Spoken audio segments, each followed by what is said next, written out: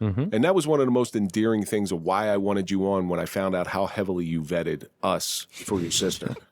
It was. I called him. I was like, these two guys wanted me. They're macho men. I don't know what to expect. Well, so there's a good point. You judged, and then you had the courage to come in, which is very commendable. You had the courage to come in, and how was your mind changed? This is gonna hurt. It's time for the Suffering Podcast. Do you look at them with a lot more grace and understanding for what they went through? We look out for them and take care of them more than we did back then.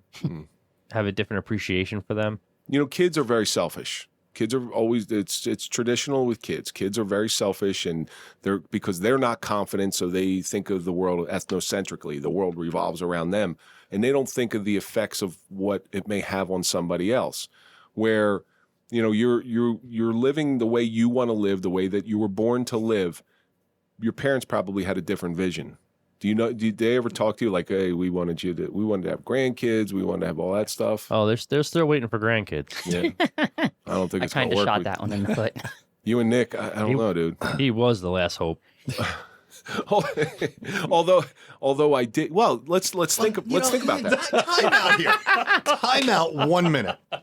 You could still you identify as a lesbian, Correct. right? So you date women. Correct. There's a possibility for grandchildren. Anya, at you're that up. Point. No. The hormones that I'm taking, I have actually been chemically castrated, basically. And yeah, we talked about that last time. And Yep. they may come back if you stop, or may not come back. But would you want It's to? a possibility to get sperm count back if you stop taking the hormones, but it's not guaranteed. One of those could slip through, right? I mean, I'm sure you got some in there. I've been on hormones for almost 5 years now. So there's... Robert De Niro just had a kid at 82. He's a jackass. I mean, what's his is what sperm he is. count got to be like? You only need one. His, Point one? His sperm count is like powder. Poof. But I think your parents are saints Oh, most certainly. because they went through something very difficult. And 3 times. when you have little babies, you want the best for them, and your lifestyles are not easy lifestyles. Yeah. And they know you're going to have to overcome some difficulties. But I think what the thing is their lifestyle is the best for them. Of course, Right? You know what I'm 100%. saying? You say your parents want the best for their kids. I think the way they're living is the best for them right now. But don't forget, as a parent, you want the best for them as long as it aligns with what you Right. see the best for them is. And getting there without the struggle. yeah. Exactly. Right.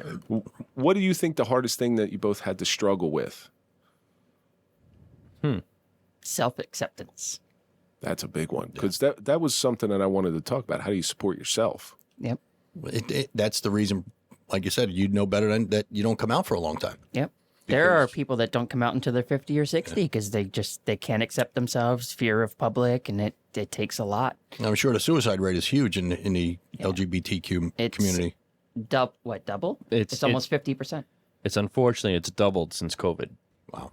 Well, that's you do see. I have noticed that in the I want to say the alternative lifestyle, because I want to encapsulate everything. In the alternative lifestyle community, drugs are a problem because it's a coping mechanism. Drugs, homelessness, all of it. And Yeah, it's the not- parents kick them out. And it's sure. not even the LGBTQ plus community. I mean, we're seeing a increase across the board, even in heterosexual people like you. individuals. Yeah. Even in people like you. Darn cis people. Like, stay away from when I have a kid, stay away from Darn them. straight guys. You icky straight people. I don't want you indoctrinating my kid with this straight But nonsense. yeah, mental health is through the roof for all of us. Doesn't matter where we come from or what you're into. I'm sure you have friends in your community whose parents weren't as accepting, right? Did Oh they yeah, get, like, I've got friends get, that like, are still thrown out of their I have friends that are still homeless. really. Do you ever offer them, knowing what they're going through, do you ever offer them a place? Oh, or? of course. I've had friends crash over until they can get on their feet. Yeah. And some of them they know it's there, but they want to get on their feet without the help, and they're determined. Like families write them off and everything. Like I'm Yeah. not going to have a gay kid in my house. Unfortunately, That's sad That because is sad. they're your blood. They're your blood. And when you hold that baby there's something special inside of you. And maybe those people should have never been parents, people who deny their children. can't speak for that. Yeah. Don't know the whole dynamics, but the few people that we've become acquaintances with and friends with, some of them were tossed out when they came out. Because they came out or because of other things? And there's a reason I asked that. I'm not too sure if there was more to it, but I have one or two friends that I can think of right off the cuff that came out. The one's father, unfortunately, is a law enforcement officer. And his dad said, I don't want you living in the house. Macho type A personality, not my son. You both have this this dual bond between you two. Do you think that is there any friction? No, when we were younger, we They used argue to about who's we used gayer? to love to fight. But no, now I feel like my main goal is to look out for her. I mean, do you ever call each other derogatory names that you only hear from other people? Oh yeah, I wanted to kill her when she got here. Today? Yeah, and then when you showed me her Instagram, I wanted to shoot her. Well, But normally, no. I wanted to burn my eyes out, actually. You'd rather look at Nick, huh? Of course. I could just imagine him getting into an argument and Ashley saying to Nick, or to Mark, shut up, you gay bastard. Well, wait a minute. You're kind of gay too, so stop. Now, if you saw parents going through something similar to your parents, and you being the children of them, you have a unique perspective. How do you think you could coach both the kids and the parents through a very, very difficult question? I want you both to answer this one separately because this is valuable information. That's a tough one, Kev, because every dynamic is so different. There are some universals. Like the one universal I can think of off the top of my head is no matter what they are, they're your kids. You got to support. Right. I mean, you could say that, but that doesn't mean it's going to sink in. I'm definitely not a mental health professional, but You stayed at a Holiday Inn Express last night? yeah, But I played one on TV once. yeah.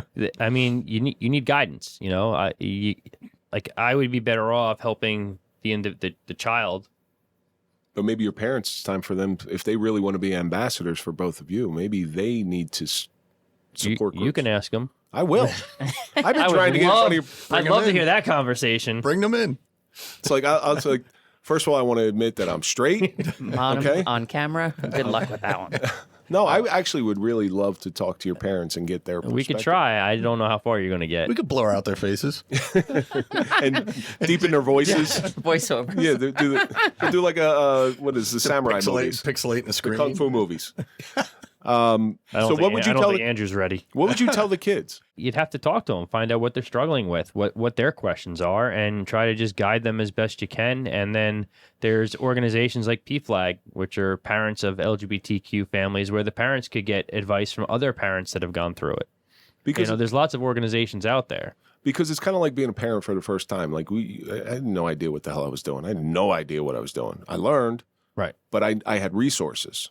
So Right. There's resources out there. People have to just reach out for them. Well, do you know any of them off the top of your head? So P-Flag is for parents. Okay. There- P-Flag? P-Flag. What is that an acronym for? I don't know, but parents of First, I swear to God, at first I thought you said PFAG. So did I. What the So did I. I was going to Flag. say P-Flag. Parents, it's for parents. It's an organization for parents. They have meetings and it's like a social group. There's GLSEN, which is it's K through 12 student advocacy, professional development for teachers and schools. There's New Jersey Buddies for people dealing with addiction, HIV. I mean, there's a whole bunch. And they partner with Pathways for a transgender group. Well, that's a good question. Do you ever worry about that? Because when we were growing up, like HIV was a gay disease. It was gay disease. If you were straight, you were immune to it. But if you were gay, Buddies does a large focus on HIV prevention, and they actually got me free PrEP medication for 2 years through their program. is that the stuff that blocks it? Yes. Yeah. Preventative. I saw a commercial for that. Yeah. And they got to make those commercials better because they still make it out to be a gay thing. Yeah, exactly. They put two gay people. On And the like not commercial. just like two men, like two like really effeminate men. It's not a good look for them. If they were to put two straight people in, it's for everybody. Well, is what I'm yeah, trying it to is. say. So I actually started it. My doctor put me on it after I got my second or third needle stick on an ambulance. Okay. My Well, doc- there you go. So it's not even for sexually transmitted disease. It's Exactly. for needle sticks too. Well, blood it's transmission. for right. I mean, it's for HIV prevention. Yeah. So I think it was South River Street in Hackensack. Picked, medics working on a homeless guy, and I went to do something, and I got pricked for the third time. My doctor was like, "Listen, this is happening too often." She goes, "I want you to, and she put me on prep then. And that's when I was like, "Well, is this good because I'm gay too?" And she's, then that's when I came out to the doctor. Oh, before that you didn't. She didn't need to know. It's like I was like, I'm getting a 2-for-1 here. See, when he said he got pricked, he didn't tell a doctor what he really meant. But I originally started it as a precaution for work. Yeah, well, so that is information that needs to get out there. Instead of making it a sexual thing, it is a protective thing. It's like nothing different than put it on your PPE, your Right. personal protective equipment. So why isn't that spoken of? Why they got to bring it? I there? think it's just marketing. I mean, you all know that the pharmaceutical companies market all up, and they're going for the larger demographic, which is the LGBTQ community. I don't know. It's also only focused towards biological males. Really? Yeah. I didn't know that myself. Well, I'm thinking about the commercial in my head. I'm replaying it in my mind, and I don't It's think there's any. gay men and trans women. Well, is the trans community? Is that something that's fearful in the trans community? Yep, definitely. Yeah. I think it's fearful in every community. Well, it's fearful in, Like I said, in a it's fearful- heterosexual it's community fearful too. in first responders too. Like you said, I mean, I've been married for 20 years. I got no fear of that. yeah, but back in the All day, right, well, if when you were were single working, and you're floating around, who knows? no, Blue but Oyster back, Bar. That's where he I was. know. He went back to the police Oyster. academy. Yeah, you had to go back there. but like you said, back in the day when we were working, how many needles did you come across? You get poked with a needle, Cops. So Even how many? patting someone down. Blood exposure. Yeah, exactly. Yeah, like you said, the exposed to gentleman blood. who climbed on the Yeah. car and took head stabilization. Yeah. Yeah, that's not something you'd think about as it's bloodborne pathogen. Right. So, I mean, that's not something you would think about as being a danger. Like, I think I would hope to think that I would probably do the same thing regardless of whatever happens. It's kind of like, so when you went through CPR, Right. I didn't put my mouth on anybody. I'm just not doing it, but has there ever come a time where you put your mouth on somebody? I used to have a CPR instructor. I did CPR twice with mouth to mouth on an infant, 2 different infants. Yeah. That was the only time. So I used to, one of our CPR instructors, he used to say, everybody says you don't put your mouth on anybody, just do the chest compressions and stuff. And he goes, but I was out at a campground, guy got struck by lightning right in front of me. I put my mouth on his. And he had a mustache too. I'm like, what did that feel like? I was on an airplane and a 9-month-old went unresponsive On an airplane? on an airplane. Oh, Did dear CPR Lord. for 40 minutes on a 9-month-old. Oh. But see now, I don't even want to ask what the outcome was. we're Positive. thinking about that Woke too. up. Really? Yeah. You think about that too. You think, oh, it's only an infant. How do you know that infant wasn't born with HIV? Right. Yep, if the parent has it. Unfortunately, that was a thought that didn't go through my head. Yeah. Well, you know. listen, as a first responder, you're going to act first and think later. Yep. But just getting back to that commercial before, wouldn't that be a great marketing thing to put first responders on that commercial? Absolutely. I Why, think- why do you have to have? Well, everything else is military grade shit, right? So every commercial you see for a flashlight is military grade flashlight, and people buy the shit out of it when they don't realize Kevin's got a whole drawer full of them. that military Military grade, yeah. not flashlight they He's got a couple of those in his pocket. He just dropped his bowling ball. so military grade people don't realize that military means the lowest bidder.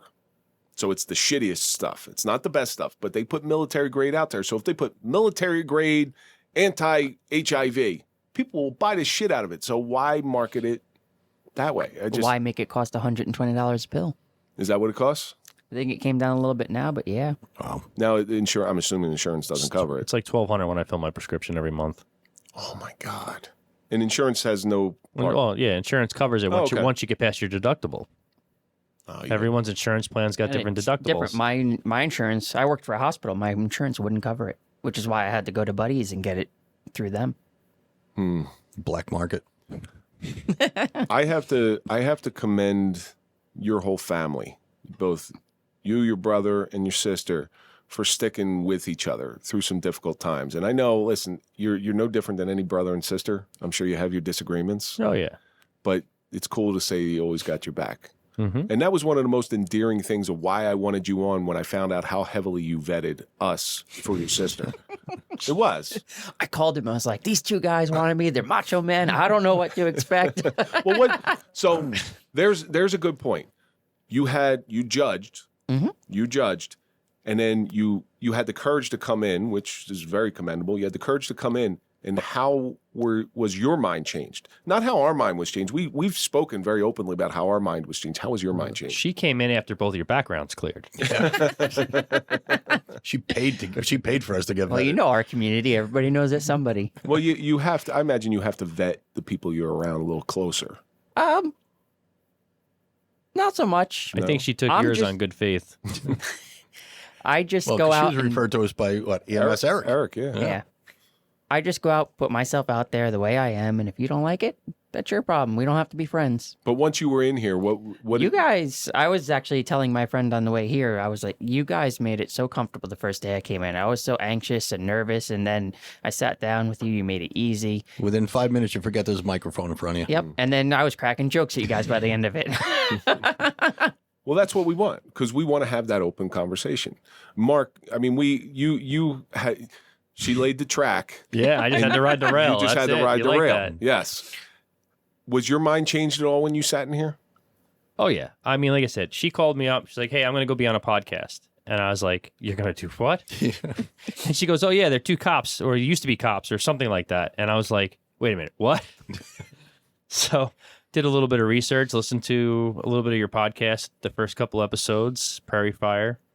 Prairie Fire. Prairie Fire. Episode 9. And I was like, all right, they seem legit. And, did a little more research and it was like, okay. And she came, she told me it was, I forget what exactly her words were, but she was like, it was a valuable experience, and waited for the episode to air. And when it aired, listened to it and heard how supportive you guys were. And I saw a change in her after the episode. Whether she believes it or not, I definitely saw a change in her attitude and her demeanor for the better. So anyone that helps her and makes her better is a friend and family to me. And then you guys reached out and like, oh, they want you on the podcast. So I was like, all right. Me and Nick took the trip down, and You didn't have to do any vetting then. No, you already vetted. Yeah. I should have brought a leash for Nick, but other than that, But all we want is perspective. yeah, oh yeah, he all got we your want. perspective. I felt what it was like to be a woman at a bar. Again, another myth I want to dispel here is every guy you see, do you want him? No, Really? no. God, That's Depends on the guy. surprising. depending on the guy. Depending on the guy. He's got your number, Kev. Kevin always says he never felt so uncomfortable in the studio. I felt what it was like to be a woman at a bar going With a big that's rack. funny. All right, enough. All right. But it's turned out to be this very fruitful relationship, because you've introduced me to quite a few people Yeah. who I've spoken to. The one officer who is gay, which I still have to. Matt, yeah. I still have to talk to him. And Mark reached out to us when Butchie Sanchez needed a kidney. That's right. Oh, that's yes. right. Yeah, Doctor. Yeah, my friend Guerrero, surgeon. By the way, he did get a kidney. I heard. Yeah. yeah. I heard he's doing. One of the episodes you said he was doing well. So I spoke with him when he was a week out, and he's doing well. So, as difficult as you had it growing up, look at what you're doing now. You're giving back when sometimes people haven't been very kind to you. Listen, all you can do is pay it forward, and like I said, we were raised by great parents. Don't show up empty-handed. Appreciate everybody. Respect everybody, and if you can help somebody, help them. I just got 2 kids jobs in the last week that said, "Hey, I can't find a job." They didn't even ask. I found them a job. And if somebody wasn't able to look past the fact that you live a different lifestyle than they live, maybe somebody wouldn't have got a job. Maybe somebody wouldn't have had an opportunity to get a kidney. Maybe Right. they're missing out on a lot of stuff by judging people. Well, we're all quick to judge. The first thing we do is we judge somebody and we point out their mistakes and the first thing they do wrong. We very rarely in society now commend people for doing something right. I still think that there should be a documentary on your family. Jeez. I still think there should do a whole documentary because it would. I hope Andrew's ready to start making documentaries now. So we are coming to the end of this thing. Anything you want to throw out there? Anything you want to plug? No, just if you're struggling, or if you know somebody who's struggling in the LGBTQ plus community, reach out. There's tons of resources. Reach out to us if you want to get to Mark, or you want to give out your Instagram or whatever you want to do. I know you barely remember it. I do. You got my Instagram. I do. It'll be in the show notes. But there's GLSEN, P-Flag, Buddies. There's the Suffering Podcast. Yeah. Well, listen, you're making a difference one podcast at a time, right? Mm-hmm. Well, anybody out there, if they can't get in touch with them, get in touch with us. Yeah. That's one you said. Pay it forward. That's what me and Kevin do all the time. If someone has, listen, we're very easy to reach. Yes. If they don't want to come right to you, come to us and we'll send them off to you, and you guys could help them. Yep, we'll guide you in the right direction. Like I said, I don't stake any claim to being a mental health professional, but I'll guide you in the right direction. It's the Henry Ford, which it's a bad example because Henry Ford was a rampant Nazi and hated Jews. But Henry Ford said, "I don't know everything, but I know where to get it." Right. Yeah. Right. So, Ashley, anything you want to plug? No, just reach out if you need help. There's so many support groups, so whether they're online or in person, there's always somebody out there that can help you that's been there. So, same question that I ask at the end of every show. You've gone through this just challenging family dynamic. What do you think it's taught you? No matter how hard it is to do the right thing, you have to do it. The hardest thing in my entire life was committing my brother. Watching the cops in the ambulance take him away. And then picking up your Picking sister. him up. And then- that was the most comical thing probably ever. Because I had a lot more questions than you had. Just walking out like this. What? I'm like, wait a minute. Yeah. Uh-huh. It was definitely a switcheroo. You ran in and said, what the fuck did you guys do to my brother? Well, I went in as an unemployed male drug addict and came out an employed female college student. There you go. So that freedom that you had of finally being you released all of that and actually paved the way for success. It put me on a lot better path. Absolutely. So what has that suffering of growing up in this environment taught you? To be yourself, to just embrace who you are, be you, and just pay it forward. Took you 28 years to be yourself, though. Yeah. Yeah, well, hopefully the younger generation won't have to wait that long. Yeah, well, it'll be a little. I think it's a lot. It's changing. Yeah, Every generation, it gets a little bit younger. Like I said, it's getting more accepting now. Yeah. Yeah. Like we never used to like bald guys, but now they're. Well, he's not bald. He's got this little patch. I don't know what that is, though. He forgot to use his Scaper 200 there. He had more hair when he came out of the womb than he's got right now. I love you both. I'm glad that you're here. I'm glad that you're family. I'm glad that you're part of us. Oh, we're here for you too. All right, so it's always a pleasure seeing both of you. I mean, you guys you're family. You're definitely family to us. Yeah. And you're welcome back anytime. Thank you. All right, and I got my overkill thing. And you got your overkill. And we know how much Kevin likes country music. Jesus, country music. I just no. I accept everybody for who they are except country music. Them damn hillbillies can get the hell out of America. I think there's more of us than there are you. Stop it with that. You understand how crazy that is. I'm more accepting of your lifestyle than I am of country music. I know, and I'm a redneck. Oh, that's horrible. You're just an anomaly. Both of you are anomaly. I don't even. My wedding song is going to be a country song, there, buddy. You gonna be able to survive that? And he drinks. What's that? Save a horse, ride a cowboy. No, that's yours and Nick's. That's going to do it for this episode of the Suffering Podcast, The Suffering of Family Dynamics, with Mark Hettinger and Ashley Marie Terry. I'm so thrown off my game. As usual, let's think about all the stuff that we learned. Don't judge don't judge anybody by its lowest common denominator. Support is the only thing family needs. Judging can ruin your joy, but most importantly, if we just talk, that's all we got to do is just talk. That's going to do it for this episode. Don't forget to follow us on all social media. Go to popple.com for your digital business card. Put in TSP20 for a 20% discount. You can find us on Facebook, Instagram, LinkedIn, TikTok, Twitter, Clapper. Grindr. You can find Mike at Mike _ Fans only. only Fans, whatever it is. Not my bad. Fans only. You can find Mike at Mike _ Failace. You can find me at Real Kevin Donaldson. And of course, follow the Suffering Podcast. And we're going to see you on the next episode if we're not canceled.